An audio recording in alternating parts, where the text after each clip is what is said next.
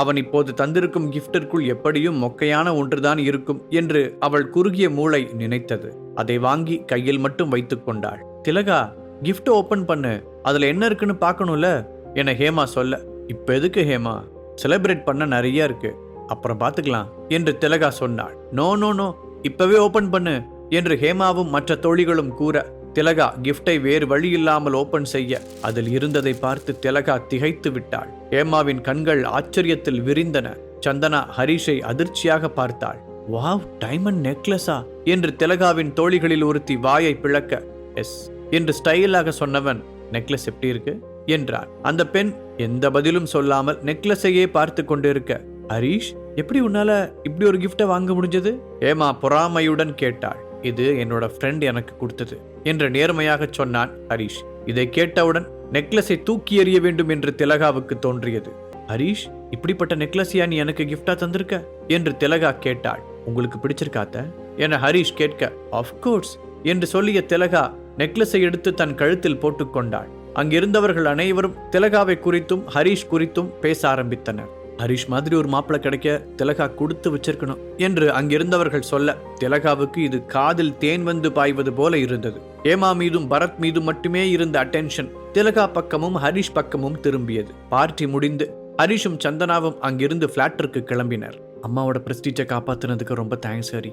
ஆனா இவ்வளோ காஸ்ட்லியான டைமண்ட் நெக்லஸை கிஃப்ட் தர அளவுக்கு உனக்கு ஃப்ரெண்டு யாரு ஹரி என்று சந்தனா கேட்டாள். ஒரு ஃபாரின் ஃப்ரெண்ட் என்கிட்ட இருந்து ஒரு டைம் பணம் வாங்கியிருந்தான், அதை இப்போ இப்படி திருப்பி கொடுத்துட்டான், நானும் அதை உங்க அம்மாவுக்கு கொடுத்துட்டேன் என்றான் ஹரிஷ். ஹரிஷ் சொல்லியதில் சந்தனாவிற்கு முழுமையாக நம்பிக்கை வரவில்லை என்றாலும் அவன் தவறாக எதுவும் செய்ய மாட்டான் என எண்ணியவள் வேறு கேள்விகளை அவனிடம் அவள் கேட்க விரும்பவில்லை. ஏனென்றால் இப்போது சந்தனாவின் மனதிற்குள் ஒரு அமைதி இருந்தது. அதை அவள் தக்க வைக்க முயன்றாள். ஆனால் ஹரிஷ் சந்தனாவிடம் கூறியது பொய்தான். அவன் பார்ட்டி ஹாலை விட்டு வெளியே வந்ததும் ஐராவிற்கு கால் செய்து, இம்மிடியட்டா நான் இருக்கிற லொகேஷனுக்கு ஒரு கிஃப்ட் வேணும் என்று சொன்னான். அவளும் ஓகே சொல்ல, அப்படித்தான் அந்த டைமண்ட் நெக்லஸ் ஹரிஷிடம் வந்தது. இருவரும் பிளாட்டருக்கு திரும்ப சந்தனா உறங்கச் சென்றாள். ஹரிஷிற்கோ ஆண்டனிக்கு அந்த மாத்திரையை விற்றது ஞாபகம் வந்தது. உடனே அவன் அசிஸ்டன்ட் கமிஷனர் கயல் கொடுத்த புத்தகத்தை படிக்க ஆரம்பித்தான். அடுத்த நாள் விடிந்தது.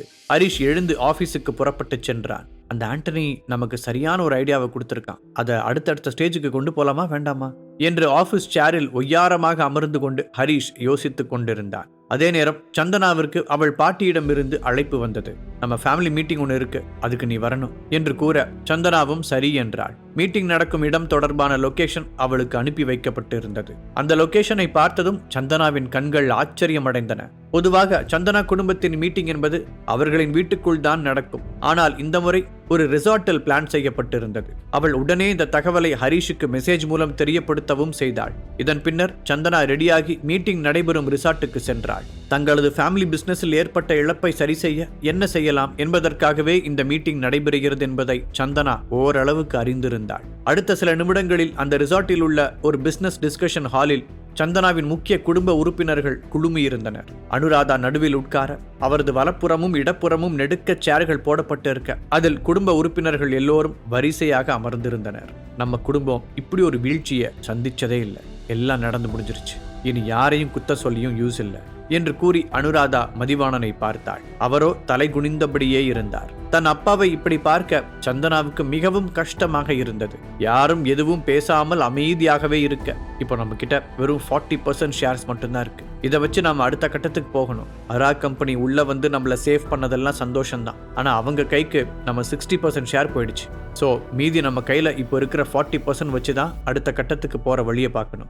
அதனால யாருக்கெல்லாம் என்னென்ன ஐடியா இருக்கோ அதை சொல்லுங்க என்று அனுராதா கூற அங்கிருந்தவர்கள் ஒருவரையொருவர் பார்த்தனர். சந்தனா அமைதியாக இருக்க அவளின் அப்பாவும் அமைதியாகவே இருந்தார். சில நிமிடம் அங்கு அமைதி மட்டுமே நீடித்தது.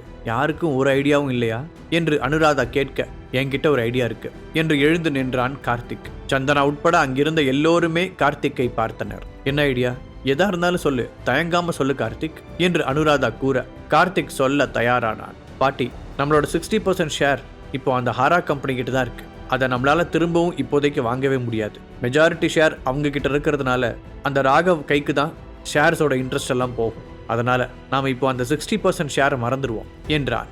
அதையெல்லாம் அப்பவே மறந்தாச்சு, நீ விஷயத்துக்கு வா கார்த்திக் என்று விரக்தியான குரலில் அனுராதா சொல்ல, பாட்டி, இப்போ நம்மளோட மீதி 40% ஷேர் இருக்கு, அதிலிருந்து ஒரு 10% ஷேரை நம்ம வித்துட்டோம்னா அதிலிருந்து நமக்கு ஒரு அமௌண்ட் வரும். அந்த அமௌண்ட்டை வச்சு ஒரு புது கம்பெனியை ஸ்டார்ட் பண்ணுவோம். இண்டஸ்ட்ரியில் நமக்கு இருக்கிற எக்ஸ்பீரியன்ஸுக்கு நிச்சயமாக நம்ம கம்பெனி சக்ஸஸ்ஃபுல்லாக தான் போகும் என கார்த்திக் சொல்ல அனுராதா சிறிது நேரம் யோசித்தார். மற்றவர்களின் பார்வையோ அனுராதா என்ன சொல்ல போகிறார் என்பதிலேயே இருந்த நேரத்தில் ஐடியா நல்லா இருக்கு, எல்லாம் ஓகே கார்த்திக், ஆனால் இம்மிடியட்டாக நம்மக்கிட்ட இருந்து 10% ஷேரை வாங்குற அளவுக்கு இங்கே யார் இருக்கா? நமக்கு ஆதரவாக இருந்தவங்களும் இப்போ நம்ம இருக்கிற நிலைமை தெரிஞ்சு உதவி பண்ண வரமாட்டேங்கிறாங்க. அப்படி இருக்கிறப்போ நீ சொல்கிற மாதிரி 10% ஷேரை வாங்குற அளவுக்கு நம்பிக்கையான ஆள் யார் வருவா என்று அனுராதா கேட்டார். பாட்டி, நீங்க அப்படி யோசிக்கிறீங்க. நாம் இப்போ ஹரா கம்பெனியோட ஜாயிண்ட் வெஞ்சரில் இருக்கோன்னு வெளி உலகத்துக்கு நல்லா தெரியும். அதை நாம் நமக்கு அட்வான்டேஜாக மாற்றிப்போம். ஹரா கம்பெனி பேரில் இருக்கிற எல்லா நல்லெண்ணமும் இப்போ நம்ம கம்பெனி மேலேயும் ஆட்டோமேட்டிக்காக வந்துடும். ஸோ நமக்கு ஈஸியாக பையர் கிடைப்பாங்க. நீ சொல்கிறது எனக்கு புரியுது கார்த்தி, ஆனாலும் வெளியே இருக்கிறவங்க யாரும் முட்டாள் இல்லை. ஹரா கம்பெனியோட கூட்டணியில் இருக்கிற ஒரு கம்பெனி ஏன் தன்னோட ஷேர்ஸை விற்குது? அப்போனா அதில் ஏதோ வில்லங்க இருக்குன்னு தானே எல்லாரும் யோசிப்பாங்க. நாம் மற்றவங்க இடத்துல இருந்தாலுமே அப்படிதான் யோசிப்போம் என்றாள் அனுராதா. இதையெல்லாம் கேட்ட கார்த்திக் சிரித்தான். அவன் சிரித்தது அங்கிருப்பவர்களுக்கு ஆச்சரியத்தையும் அதிர்ச்சியையும் ஒரு சேர தந்தது. கார்த்திக், நாங்கள் இப்போ எவ்வளோ சீரியஸாக சொல்லிக்கிட்டு இருக்கோம், நீ என்னடான இப்படி சிரிச்சுக்கிட்டு இருக்க என அனுராதா கோபமடைய, பின்னென்ன பாட்டி, நான் இப்படி ஒரு யோசனையை உங்கள்கிட்ட சொல்கிறேன்னா அதை பற்றி முழுசாக யோசிக்காமல சொல்லியிருப்பேன் என்றான் கார்த்திக். நீ சொல்கிறது புரியல கார்த்திக், எதுவாக இருந்தாலும் கொஞ்சம் நேரடியாக சொல்லு என்று அனுராதா கூற, பாட்டி 10% ஷேரை ஒட்டுமொத்தமாக வாங்குற அளவுக்கு எனக்கு ஒரு ஆளை தெரியும் என்று கார்த்திக் புன்னகைத்தபடியே கூறினார். இதை கேட்டதும் அங்கிருந்த எல்லோரும் அதிர்ச்சியாகினர். என்ன சொல்ற கார்த்திக், யாரது என்று அனுராதா கேட்க கார்த்திக் புன்னகைத்தபடியே இருந்தான். அந்த பையர் வேற யாரும் இல்லை, என்னோட ஃப்ரெண்டு தான் என்று கார்த்திக் சொன்னான். வாட், நம்மளோட 10% ஷேரை ஒட்டுமொத்தமாக வாங்குற அளவுக்கு உனக்கு ஃப்ரெண்ட்ஸ் இருக்காங்களா? அந்த அளவுக்கு பெரிய ஆளுங்க யாரையும் நீ இதுவரை இன்ட்ரோ பண்ணதே இல்லையே என்று அனுராதா கேட்டார். பாத்தீங்களா, அதுக்குள்ளே என்ன சந்தேகப்பட ஆரம்பிச்சிட்டீங்க என கார்த்திக் சொல்ல, பட் நான் இதை இப்போ திடீர்னு யோசிச்சு பேசல. எப்போ நம்ம ஷேர்ஸ் ஹரா கம்பெனி கண்ட்ரோலுக்கு போச்சோ அப்போல இருந்தே யோசிச்சுட்டு தான் இருந்தேன். நல்லா யோசிச்சு தீர விசாரிச்சதுக்கு அப்புறம் தான் நான் உங்க முன்னாடி இந்த ஐடியாவை பிரசன்ட் பண்றேன் என்றான் கார்த்திக். சரி, அப்படிப்பட்ட உன் ஃப்ரெண்ட் யார் கார்த்திக் என்று அனுராதா பாட்டி கேட்க, பாட்டி, நீங்க விஜேந்திர சிங்ன்றவர் கேள்விப்பட்டிருக்கீங்களா? நீ எந்த விஜேந்திர சிங்க சொல்ற கார்த்தி என்று தன் மனதில் ஒரு விஜேந்திரை நினைத்தபடியே அனுராதா கேட்டார். பாட்டி, நீங்க யார மனசுல நினைச்சிருக்கீங்களோ அவங்கள தான் நானும் சொல்றேன் என்றான் கார்த்திக். என்ன சொல்ற Karthik? 5 times mixed martial arts world champion பட்டத்தை ஜெயிச்சாரே அந்த விஜேந்திர சிங்கையா நீ சொல்ற என்று பாட்டி கேட்டார்.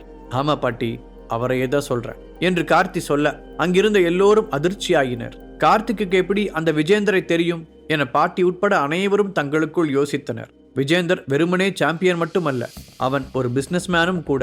அதோடு நாடு முழுக்க பல மார்ஷல் ஆர்ட்ஸ் ஸ்கூல்களை வைத்திருப்பவன். அதில் வரும் வருமானமே வேற லெவல். விஜேந்தர் பேரை சொன்னதிலிருந்து அங்கு எல்லோரும் திகைப்பில் இருக்க, சந்தனா மட்டும் தன் முகத்தில் எந்த ஒரு ஆச்சரியத்தையும் காட்டாமல் இருந்தாள். ஷேர் அதையும் விற்கக்கூடாது என்பதே அவளின் எண்ணம். சந்தனாவின் அப்பாவுடைய ஐடியாவினால் தான் இப்போது குடும்பத்திற்கு நஷ்டம்.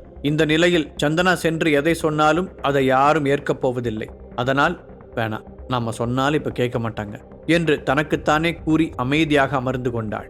இந்த நேரத்தில் தான், உண்மையாவே உனக்கு அவர் ஃப்ரெண்டா என்று ஒரு உறவுக்கார அங்கிள் கேட்க, என்ன அங்கிள், உண்மையாவே அவர் என் ஃப்ரெண்டு தான், என் மேல அவருக்கு நல்ல மரியாதை உண்டு என்றான் கார்த்திக். இதை கேட்டதும் அங்கிருந்தவர்கள் இன்னும் ஆச்சரியமடைந்தனர். சரி கார்த்திக், நம்ம 10% ஷேர்ஸ் அவர் வாங்குறாரான்னு கேளு என அனுராதா அவசரப்படுத்த, இப்பவே பண்றேன் என்று சந்தோஷமாக கூறிவிட்டு விஜேந்தருக்கு கால் செய்தான் கார்த்திக். அனைவரையும் நம்ப வைக்க வேண்டும் என்பதற்காக அவன் லவுட் ஸ்பீக்கர் மோடில் பேச ஆரம்பித்தான். ஹலோ விஜேந்தர் சிங், நான் தான் கார்த்தி பேசுறேன் என்று இவன் சொல்ல, கார்த்தி எப்படி இருக்க, it's been a long time என்றான் விஜேந்தர். ஆமா, இப்போ நீங்க ஃப்ரீயா? உங்கள்கிட்ட ஒரு முக்கியமான விஷயம் டிஸ்கஸ் பண்ணணும். கொஞ்சம் ஒர்க் இருக்கு, பட் இட்ஸ் ஓகே, நீ சொல்லு கார்த்தி, என்ன விஷயம் என்று விஜேந்தர் கேட்க, இங்க ஈசிஆர்ல இருக்க ஒரு ரிசார்ட்ல ஃபேமிலி மீட்டிங் போயிட்டு இருக்கு. அப்போ ஒரு டிஸ்கஷன்ல உங்க ஹெல்ப் எனக்கு தேவைப்படுது, அதுக்கு தான் கால் பண்ணேன் என சொல்ல, நான் ஈஸியாருக்கு நியர்பைல தான் இருக்கேன், பேசாம லொகேஷன் சென்ட் பண்ணிவிடு, நான் நேர்லயே வந்துடுறேன் என்றான் விஜேந்தர். இதை கேட்டவுடன் அங்கிருந்தவர்கள் ஆச்சரியத்தில் மூழ்கினர். கார்த்திக்கு இவ்வளோ ரெஸ்பெக்டா என்று அந்த உறவுக்கார அங்கிள் தனக்குள்ளேயே நினைத்தார். விஜேந்தர் இப்படி சொல்வார் என்று கார்த்திக்கே எதிர்பார்க்கவில்லை. அவன் உடனே, சூப்பர், நான் அனுப்பிவிடுறேன் என்று கூறிவிட்டு கார்த்திக் காலை கட் செய்து லொகேஷனையும் அனுப்பிவிட்டான். எப்படி, இப்ப எல்லாரும் என்ன நம்புறீங்களா? கார்த்திக் கெத்தாக கேட்க, பாட்டி அவனை பார்த்து சின்னதாக புன்னகை செய்தார். மற்றவர்களெல்லாம் அமைதியாகவே இருக்க, இந்த நேரத்தில் சந்தனாவுக்கு ஹரீஷிடம் இருந்து கால் வந்தது. எங்க இருக்க பேபி என ஹரீஷ் கேட்க, மெசேஜை பாரு ஹரி, என்று சந்தனா சொன்னாள். உடனே ஹரிஷ் தன் மொபைலுக்கு சந்தனா அனுப்பியிருந்த மெசேஜை பார்த்தான். இப்போ நீ ஃபேமிலி மீட்டிங்ல இருந்துட்டா என்கிட்ட பேசுற என ஹரிஷ் கேட்க, அஃப்கோர்ஸ் என்று சந்தனா ஹஸ்கி வாய்ஸில் சொன்னாள். பேபி, வேற வேலையே கிடையாது அவங்க குடும்பத்துக்கு. சரி விடு, இப்போ நான் உங்ககிட்ட ஒன்று சொல்லட்டுமா என்று கேட்டான். என்னது என்று சந்தனா கேட்டாள். ஐ லவ் யூ மை பொண்டாட்டி என்று ஹரிஷ் சொல்ல வெட்கப்பட்டாள் சந்தனா.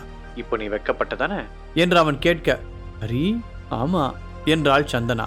அப்படின்னா நீ கொஞ்சம் நிமிர்ந்து பாரு என்று ஹரிஷ் சொல்ல அவளும் பார்த்தாள். ஏய் ஹரி, இப்போ எதுக்கு கால் பண்ண? ஏற்கனவே எங்க மேல எல்லாரும் கோபமா இருக்காங்க. எதுக்கு கால் பண்ண? இருக்கட்டும், நான் என் ஒய்ஃபை மிஸ் பண்ணேன், அதனால அவளுக்கு கால் பண்ணேன். ஐ லவ் யூன்னு சொன்னேன், இதுல என்ன இருக்கு என்றான் ஹரிஷ். என்னது இது, என்னைக்கும் இல்லாம இன்னைக்கு இப்படி திடீர்னு ஒரு கால், ஒரு கொஞ்சல் என சந்தனா கேட்க, அப்பப்ப பண்ணா இப்படி வைப் இருக்காதுல்ல, அதான் இப்போ இப்படி. அப்புறம் நீயும் தான் இப்ப புதுசா ஒண்ணு பண்ணிக்கிட்டு இருக்க என ஹரிஷ் சொல்ல, என்னது அது என்றாள் சந்தனா. உன்னோட ஒட்டுமொத்த ஃபேமிலியும் அங்க இருக்க, ஆனா நீ என்கிட்ட பேசிட்டு இருக்கியே, அது புதுசு தானே என்று ஹரிஷ் கேட்க, ஆமா இல்ல, நான் ஏன் இப்போ இப்படி பண்றேன் என்று சந்தனா கேட்டாள். Because you miss me, you also want to talk to me என்று ஹரிஷ் மென்மையாக சொல்ல, ஆஹா என்று சொன்ன சந்தனா, நீ இப்ப பேசும்போது சிலதை தப்பா சொன்ன என்றும் சொன்னாள். நான் தப்பா சொன்னனா? என்னது என்றான் ஹரிஷ். அதை கேட்டு மெல்லியதாக சிரித்த சந்தனா, ஃபர்ஸ்ட் ஒன், இங்கே என் ஒட்டுமொத்த ஃபேமிலியும் இல்லை. பிகாஸ் எனக்கு முக்கியமான ஒரு உயிர் இங்கே இல்லாம என்கிட்ட கால்ல பேசிட்டு இருக்கு என்றாள். அதை கேட்டு சிரித்த ஹரிஷ், அப்போ செகண்ட் ஒன் என கேட்க, நான் இப்போ எல்லாரும் முன்னாடியும் பேசுறதுக்கு நீ சொன்ன ரீசன்லாம் சரிதான், ஆனா எப்பவுமே எனக்குள்ள இருக்கிற ஒன்றை நீ விட்டுட்ட, அதுதான் செகண்ட் என்று சந்தனா ஹரிஷிடம் தெரிவித்தாள். அது என்ன பேபி என்று ஹரிஷ் கேட்ட நேரத்தில், சந்தனா போதும் வா வந்து உட்காரு என்று அவளின் அம்மா கூப்பிட, ஹரிஷ் நான் அப்புறம் பேசுறேன் என்று அவசரமாக கூறிவிட்டு காலை கட் செய்தாள். பின்பு பழைய இடத்தில் சென்று மீண்டும் அமர்ந்தாள். அடுத்த 10 நிமிடத்தில் விஜேந்தர் ரிசார்ட்டுக்கு வந்தான். அவனை ரிசார்ட்டின் வாசலுக்கு சென்று அழைத்து வந்தான் கார்த்திக். பார்த்தவுடனே ஃபைட்டர் என்று சொல்வதற்கான அத்தனை கூறுகளையும் அவன் கொண்டிருந்தான். அவன் நடை, கட்டுமஸ்தான உடல் எல்லாம் அதை இன்னும் நிரூபணம் செய்தன. விஜேந்தரை நேராக மீட்டிங் நடந்த ஹாலுக்கு கார்த்தி அழைத்து செல்ல, அவன் வந்ததும் ஒரு செகண்ட் அங்கிருந்தவர்கள் எல்லோரும் எழுந்து நின்றனர். சந்தனாவோ ஏதோ ஒரு நினைவில் அப்படியே அமர்ந்திருந்தாள். அவள் இவன் வந்ததை கூட கவனிக்கவில்லை. எல்லாரும் உட்காருங்க, எனக்காக எதுக்கு எழுந்தெல்லாம் மரியாதை கொடுக்குறீங்க என்று விஜேந்தர் அடக்கமாக சொல்ல, இல்ல விஜேந்தர்ஜி, இது நீங்க நம்ம நாட்டை உலகளவில் முன்னிலைப்படுத்தினதுக்காக நாங்கள் கொடுக்கிற மரியாதை என்று அனுராதா பாட்டி சொன்னார். இதை கேட்டு அவன் சிரித்துக்கொண்டே, ஐ எம் டச்ட் என்று கூற, அதை எடுத்து கார்த்தி அவனை அங்கு ஒரு சேரில் அமர வைத்தான். அவன் அமர்ந்த பின்பு மற்றவர்கள் அனைவரும் அமர்ந்தனர். கார்த்தி அமராமல் விஜேந்தர் அருகில் நின்று கொண்டிருந்தான். விஜேந்தர் அனைவரையும் பார்க்க அவன் கண் சந்தனா மீதும் விழுந்தது. சந்தனாவும் அப்போதுதான் அவனை பார்த்தாள். அவன் பார்ப்பதை பார்த்ததும் அவள் மரியாதை நிமித்தமாக ஒரு சின்னதாக ஸ்மைல் செய்தாள். இது உங்க ஃபேமிலி மீட்டிங், பட் நான் வந்துட்டேன், உங்க யாருக்கும் எந்த அப்ஜெக்ஷனும் இல்லையே என்று விஜேந்தர் அங்கிருந்தவர்களை பார்த்து கேட்டான். பாக்கெட் எஃப்எம் ஆப்பை டவுன்லோட் பண்ணி கிங் ஆடியோ சீரீஸை கேட்க ஸ்டார்ட் பண்ணுங்க.